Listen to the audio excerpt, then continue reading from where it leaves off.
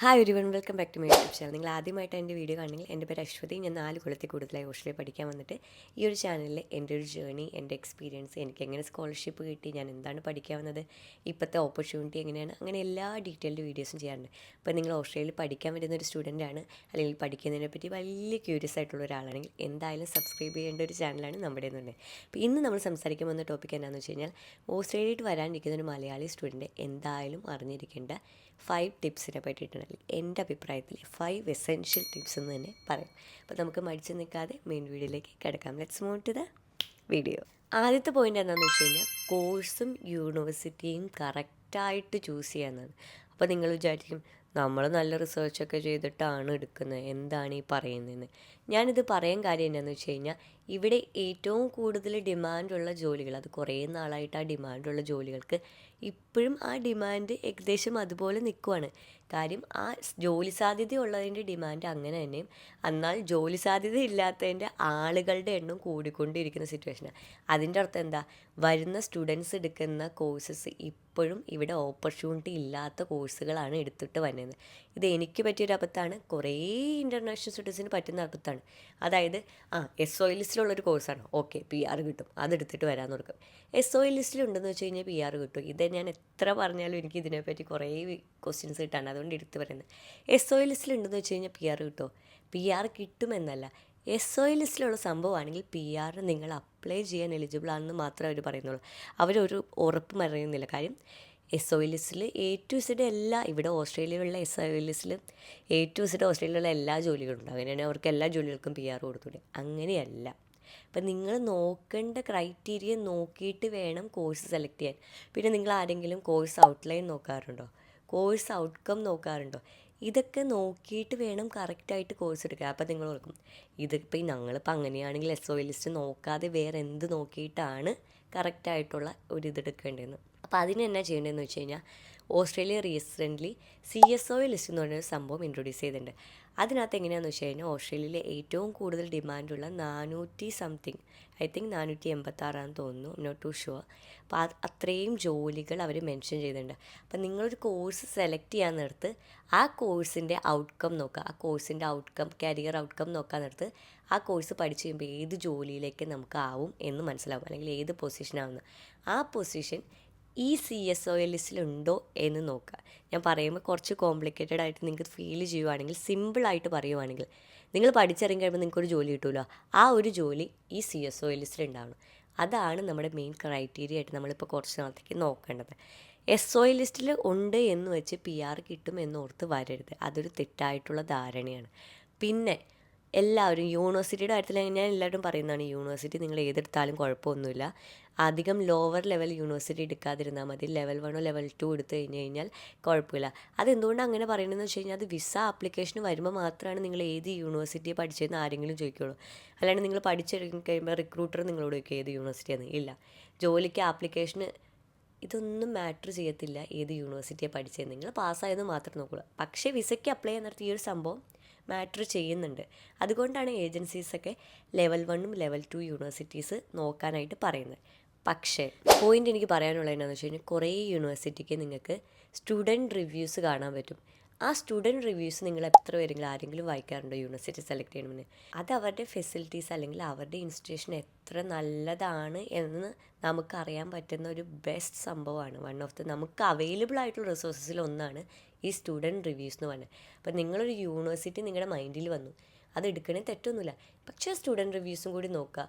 ഭയങ്കര എക്സ്പെൻസീവ് ആയിട്ടുള്ള യൂണിവേഴ്സിറ്റി ആണെന്ന് വെച്ച് നല്ല ഇത് തന്നെ, അല്ലെങ്കിൽ നല്ല സർവീസ് തന്നെ പ്രൊവൈഡ് ചെയ്യണമെന്ന് ഒരു നിർബന്ധവുമില്ല. അപ്പോൾ നിങ്ങൾ എന്നാന്ന് ചെയ്യണമെന്ന് വെച്ചാൽ, ഈ സ്റ്റുഡൻറ്റ് റിവ്യൂസും കൂടി നോക്കുക. കുറേ പേര് എന്നോട് പറഞ്ഞു, ചേച്ചി ഇവിടെ പഠിക്കാൻ ഭയങ്കര പാടാണ്, ഇവിടെ മാർക്ക് കിട്ടുന്നില്ല. അപ്പോൾ യൂഷ്വലി അങ്ങനത്തെ കാര്യങ്ങളൊക്കെ ഈ സ്റ്റുഡൻറ്റ് റിവ്യൂസിൽ നമുക്ക് അറിയാൻ പറ്റും. അപ്പോൾ കോഴ്സും തറവിലി നോക്കുക, അതുപോലെ യൂണിവേഴ്സിറ്റിയും ഇക്കാര്യത്തിൽ നോക്കുക. പിന്നെ എൻ്റെ അഭിപ്രായത്തിൽ യൂണിവേഴ്സിറ്റീസ് എടുക്കാൻ നേരത്തെ എല്ലാവരും എന്നെ ചോദിക്കാറുണ്ട്, ഏത് യൂണിവേഴ്സിറ്റി എടുക്കേണ്ടത്.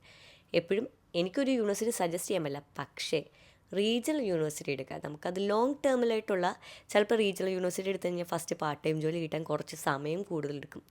പാർട്ട് ടൈം ജോലി കിട്ടില്ല എന്നല്ല, സമയം കൂടുതലെടുക്കും. പക്ഷേ നിങ്ങൾക്ക് extra 1 to 2 years stay back കിട്ടും. നിങ്ങൾക്ക് PR അപ്ലൈ ചെയ്യാൻ എക്സ്ട്രാ 5 points കിട്ടും. അപ്പോൾ അതൊക്കെ നോക്കിയിട്ട് റീജിയണൽ യൂണിവേഴ്സിറ്റി എടുക്കുന്നതായിരിക്കും എപ്പോഴും നല്ലത്. ഇത്രയും നേരമായിട്ടും നിങ്ങൾ ഇവിടെ തന്നെ ഉണ്ടെങ്കിൽ സബ്സ്ക്രൈബ് ബട്ടൺ ഞെക്കാനായിട്ട് മറക്കണ്ട. ഇനി നിങ്ങൾക്ക് CSOL ലിസ്റ്റിൻ്റെ ലിങ്ക് നോക്കിയിട്ട് കിട്ടിയില്ലെങ്കിൽ എൻ്റെ ഇൻസ്റ്റഗ്രാമിൽ എനിക്കൊരു DM അയയ്ക്കുക. CSOL ലിസ്റ്റിൽ നിന്ന് ഫോളോ ചെയ്യാനായിട്ട് മറക്കണ്ട. അപ്പോൾ നിങ്ങൾക്ക് ഞാൻ അതിൻ്റെ ഒരു PDF ഫോർവേഡ് ചെയ്യുന്നതാണ്. നമ്പർ 2 എന്താണെന്ന് വെച്ച് കഴിഞ്ഞാൽ ബഡ്ജറ്റിംഗ് ആൻഡ് ഫൈനാൻഷ്യൽ പ്ലാനിങ് ആണ്. ഇതെന്താ ഞാനിവിടെ പറയാൻ കാര്യം എന്താണെന്ന് വെച്ച് കഴിഞ്ഞാൽ എല്ലാവർക്കും അറിയാം ഓസ്ട്രേലിയ നല്ല എക്സ്പെൻസീവാണ്. അതേസമയം ഓസ്ട്രേലിയയിൽ അത്യാവശ്യം വിചാരിച്ചു കഴിഞ്ഞാൽ നല്ല പൈസ ഉണ്ടാക്കാനും പറ്റും എന്നും എല്ലാവർക്കും അറിയാം. പക്ഷേ സ്റ്റിൽ കുറേ പേർക്ക് എഡ്യൂക്കേഷൻ ലോൺ അടയ്ക്കാനുള്ളതോ EMIക്ക് അടയ്ക്കാനുള്ളതോ അടയ്ക്കാൻ പറ്റാറില്ല. എന്നാൽ മറ്റൊരു സൈഡിൽ അത് അടയ്ക്കുന്നവരുമുണ്ട്.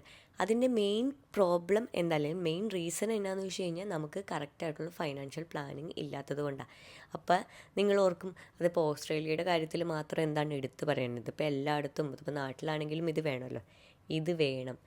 പക്ഷേ ഇതിവിടെ എടുത്തു പറയാൻ കാര്യം എന്താണെന്ന് വെച്ച് കഴിഞ്ഞാൽ ഇത് നമുക്ക് പൈസ സേവ് ചെയ്യാനുള്ള കുറേ ഓപ്പർച്യൂണിറ്റീസ് ഓസ്ട്രേലിയ പ്രൊവൈഡ് ചെയ്യുന്നുണ്ട്. നാട്ടിൽ ചിലപ്പോൾ ഇത്രയും ഓപ്പർച്യൂണിറ്റീസ് ഉണ്ടാവില്ല. ഈ ഒരു ഓപ്പർച്യൂണിറ്റീസ് യൂസ് ചെയ്യാത്തതാണ് ഞാനിവിടെ പറയുന്നത് ബഡ്ജറ്റിംഗ് എന്നുള്ള രീതിയിൽ ഉദ്ദേശിക്കുന്നത്. അതായത് സ്റ്റുഡൻസിൻ്റെ കേസിലാണെങ്കിൽ എവിടെ ചെന്നാലും സ്റ്റുഡൻറ്റ് ഡിസ്കൗണ്ട്സ് 90% സ്ഥലത്തും സ്റ്റുഡൻറ്റ് ഡിസ്കൗണ്ട്സ് അവൈലബിൾ ആണ്. ചില സിറ്റുവേഷനിൽ അവരങ്ങനെ ഇവിടെ നോട്ടിച്ചൊന്നും വച്ചിട്ടുണ്ടാവില്ല. പക്ഷേ നമ്മളായിട്ട് ചോദിച്ചു കഴിഞ്ഞാൽ അവർ പറയും ഇവിടെ ഉണ്ടെന്ന്. ചില സിറ്റുവേഷനിലായിരിക്കും, പക്ഷേ നമ്മളെപ്പോഴും അങ്ങോട്ട് ചോദിക്കും. ഒരു സാധനം മേടിക്കും, അത് ക്ലോത്ത്സ് ആയിക്കോട്ടെ, എന്തെങ്കിലും ഇലക്ട്രോണിക്സ് ആയിക്കോട്ടെ, എന്താണെങ്കിലും അങ്ങോട്ട് ചോദിക്കുക സ്റ്റുഡൻറ്റ് ഡിസ്കൗണ്ട് അവൈലബിൾ ആണോ എന്ന്.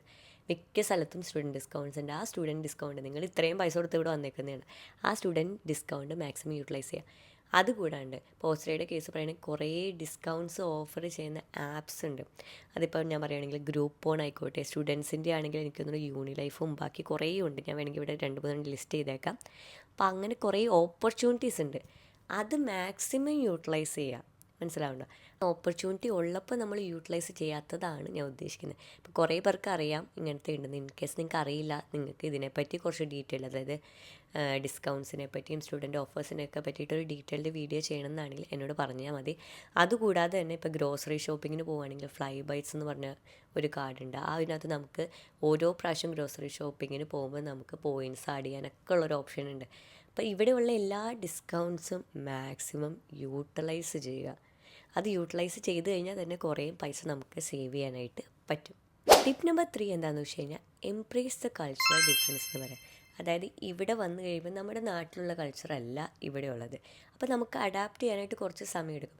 ചിലപ്പോൾ ഓസ്ട്രേലിയൻ കൾച്ചർ മാത്രമായിരിക്കണം എന്നില്ല ഇവിടെ വരുമ്പോൾ കാണുമ്പോൾ. കാര്യം എന്ന് വെച്ചാൽ ഇൻ്റർനാഷണൽ സ്റ്റുഡൻസ് പല രാജ്യങ്ങളിൽ നിന്ന്, ഇൻ്റർനാഷണൽ സ്റ്റുഡൻസ് ആയിക്കോട്ടെ അല്ലാതെ മൈഗ്രേറ്റ് ചെയ്ത് വന്ന് കുറേ ഉണ്ട്. അപ്പോൾ അതനുസരിച്ചുള്ള കുറേ കൾച്ചറൽ ഫെസ്റ്റിവൽസും ട്രഡീഷൻസും നമുക്ക് കാണാൻ പറ്റും. അപ്പോൾ നമുക്ക് ചിലപ്പോൾ ഒരു മെജോറിറ്റി ഓഫ് ദി ടൈം നമുക്ക് പറ്റുന്നത് എന്താണെന്ന് വെച്ച് കഴിഞ്ഞാൽ നമ്മൾ നമ്മുടെ കൾച്ചറിലുള്ള ആളുകളുമായിട്ട് മാത്രം ഒതുങ്ങിക്കൂടും. അങ്ങനെ വരാൻ നേരത്ത് കുഴപ്പമൊന്നും ഉണ്ടായിട്ടല്ല, പക്ഷേ നമ്മൾ ബാക്കിയുള്ള കൾച്ചർ കൂടി എംബ്രേസ് ചെയ്യാനും പഠിച്ചില്ലെങ്കിൽ എന്താ കുഴപ്പമെന്ന് വെച്ചാൽ നമ്മളിവിടെ ശരിക്കും എന്തിനാണ് വന്നത്.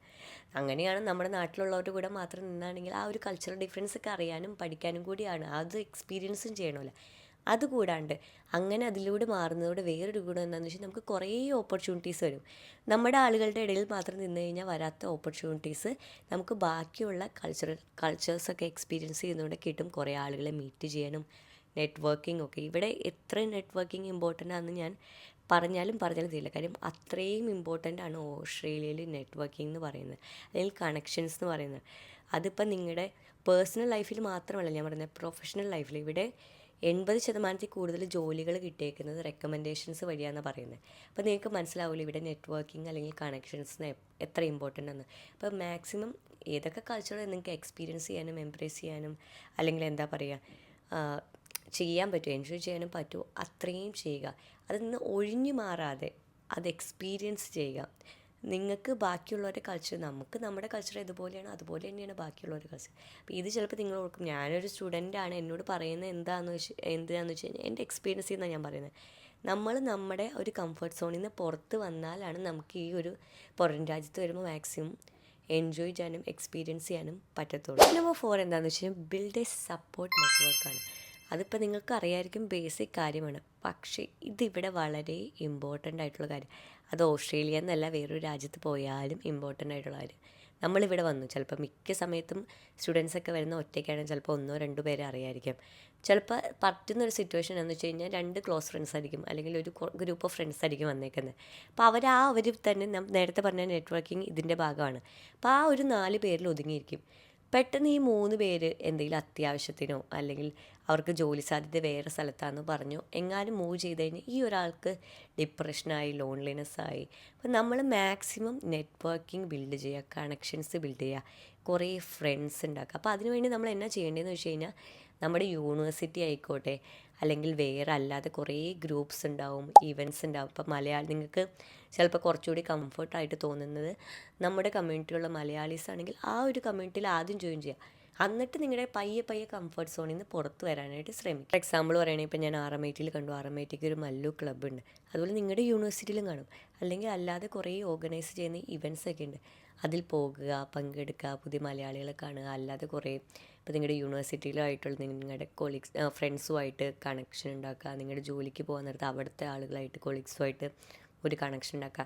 ഒരു സപ്പോർട്ടായിട്ടുള്ളൊരു നെറ്റ്വർക്ക്, അല്ലെങ്കിൽ ഒരു സപ്പോർട്ടിങ് നെറ്റ്വർക്ക് ബിൽഡ് ചെയ്ത് വയ്ക്കുക. എപ്പോഴും അത് എന്തെങ്കിലും ഹെൽപ്പ് വരുമ്പോൾ നമുക്കിപ്പോൾ ഇത് ചെയ്യണം, അത് ചെയ്യണം, അതിന് മാത്രമല്ല നമുക്ക് ഇമോഷണലി നമ്മൾ സ്ട്രോങ് ആക്കാനായിട്ട് അത് വളരെ ഹെൽപ്ഫുള്ളായിട്ടൊരു സംഭവമാണ്. ഇപ്പം നിങ്ങൾ ഇൻ്റർനാഷണൽ സ്റ്റുഡൻസിന് ഡിപ്രഷനും ലോൺലിനെസ്സും ഒക്കെ അറിയാവുന്ന ആളുകളായിരിക്കും നിങ്ങൾക്ക്.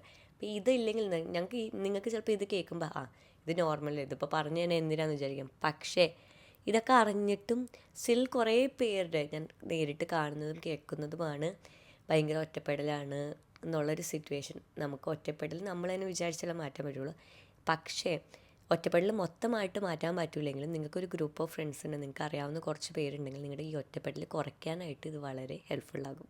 5ാമത്തെ ടിപ്പ് എന്നാന്ന് വെച്ച് കഴിഞ്ഞാൽ stay connected with your family. അപ്പോൾ നിങ്ങളോർക്കും എനിക്ക് ചിലപ്പോൾ ഇത് കേട്ടിട്ട് ചിരി വരാനും ചാൻസ് ഉണ്ട്. പക്ഷേ ഇത് ഞാനിവിടെ എടുത്ത് പറയാൻ ഒരു കാരണമുണ്ട്. അതെന്താണെന്ന് വെച്ച് കഴിഞ്ഞാൽ പുറം രാജ്യത്തൊക്കെ പോകുമ്പോൾ സ്റ്റുഡൻസ് 2 പാർട്ട് ടൈം ജോലി ചെയ്യുന്നു, ക്ലാസ്സിന് പോകുന്നു, കുക്കിംഗ്, ക്ലീനിങ്, ഇതിൻ്റെയൊക്കെ ഇടയിൽ ഭയങ്കര തിരക്കായിരിക്കും. അപ്പോൾ ചിലപ്പോൾ വീട്ടിൽ വിളിക്കാനായിട്ട് സമയം കിട്ടാനോ അല്ലെങ്കിൽ മറന്നു പോകാനൊക്കെ വളരെ ചാൻസ് ഉണ്ട്. അപ്പോൾ നിങ്ങൾ ചിലപ്പോൾ 5 മിനിറ്റ് ആയിരിക്കും നിങ്ങൾക്ക് ഫ്രീ ഉള്ളത്. ആ 5 മിനിറ്റ് നിങ്ങൾ വീട്ടിൽ വിളിച്ച് സംസാരിക്കുക. അതെന്താണെന്ന് വെച്ച് കഴിഞ്ഞാൽ നിങ്ങൾക്ക് ചിലപ്പോൾ ഓർക്കും 5 മിനിറ്റ് അല്ലേ ഉള്ളൂ എന്ന് വെച്ച് നിങ്ങളത് പോട്ടെ എന്ന് വയ്ക്കുക. പക്ഷേ ആ 5 മിനിറ്റ് നിങ്ങളുടെ ദിവസത്തെ കുറച്ചുകൂടി നന്നായിട്ട് ബെറ്റർ ആക്കാനായിട്ട് പറ്റും. അതുകൊണ്ട് നിങ്ങളൊരു സ്ട്രെസ്ഫുൾ ഡേ ആണെങ്കിൽ അത് ആ സ്ട്രെസ്സ് കുറയ്ക്കാനായിട്ട് പറ്റും. ഇത് നിങ്ങൾക്ക് അറിയാമെന്ന് എനിക്കറിയാം. പക്ഷേ ഇതൊക്കെ അറിഞ്ഞിട്ടും ചെയ്യാത്ത കുറേ പേരുണ്ട്. അപ്പം നിങ്ങൾ വരാനിരിക്കും, നിങ്ങൾ ജീവിക്കാൻ മറക്കരുത്. അതാണ് ബേസിക്കലി ലാസ്റ്റ് പോയിന്റിലൂടെ ഞാൻ ഉദ്ദേശിക്കുന്നത്. ഇവിടെ വരുന്നു, കുറേ പൈസ ഉണ്ടാക്കുന്നു, അപ്പം നിങ്ങൾ ഇത്രയും പൈസ ഇത്ര ഇടുമ്പോൾ ഇനിയും പണിയെടുക്കാം. അപ്പം നാട്ടിലുള്ളവരെ മറക്കുന്നു എന്നല്ല ഞാൻ ഉദ്ദേശിക്കുന്നത്. നിങ്ങൾ ഇതിനകത്ത് ഭയങ്കരമായിട്ട് മുഴുകി പോകുമ്പോൾ ആ ഒരു സംഭവം നമുക്ക് അത്രയും ഇമ്പോർട്ടൻ്റ് ആണെന്ന് മനസ്സിലല്ലോ. പക്ഷെ പെട്ടെന്ന് സ്ട്രെസ്ഫുൾ ഡേ ഉണ്ടാകുമ്പോഴായിരിക്കും അയ്യോ എൻ്റെ വീട്, എൻ്റെ നാട് എന്നൊക്കെ ഓർക്കുന്നത്. വീട്ടുകാരായിട്ട് എപ്പോഴും കണക്ട് ചെയ്തിരിക്കുക. അവിടെ എന്താ നടക്കുന്നത്, ഇവിടെ എന്താ നടക്കുന്നത്, അത് നിങ്ങളുടെ ജീവിതത്തിലെ ഓരോ ദിവസവും സ്ട്രെസ്ഫുള്ളായിട്ടുള്ള ദിവസവും സ്ട്രെസ്സ് കുറയ്ക്കാനായിട്ട് വളരെ ഹെൽപ്ഫുൾ ചെയ്യും. അതാണ് 5 എസെൻഷ്യൽ ടിപ്സ് എനിക്ക് പറയാനുള്ളത്. നിങ്ങൾക്ക് ഹെൽപ്ഫുള്ളായെന്ന് തോന്നുകയാണെങ്കിൽ എന്തായാലും ലൈക്ക് ചെയ്യുക, ബാക്കിയുള്ള ഫ്രണ്ട്സിന് ഷെയർ ചെയ്യുക. ഇതുവരെ സബ്സ്ക്രൈബ് ചെയ്തില്ല എന്തായാലും സബ്സ്ക്രൈബ് ചെയ്യുക. നമ്മുടെ ഈ ചാനൽ സപ്പോർട്ട് ചെയ്യുക. പിന്നെ കുറേ പേർക്ക് ഇതുവരെ വിസ കിട്ടിയിട്ടില്ല, വിസയ്ക്ക് അപ്ലൈ ചെയ്തെന്ന് പറഞ്ഞ് മെസ്സേജ് അയച്ചിരുന്നു. എല്ലാവരുടെയും വിസ വന്നോളും. എല്ലാവരും ഹാപ്പി ആയിട്ടിരിക്കുക. എന്നവരെ ബൈ.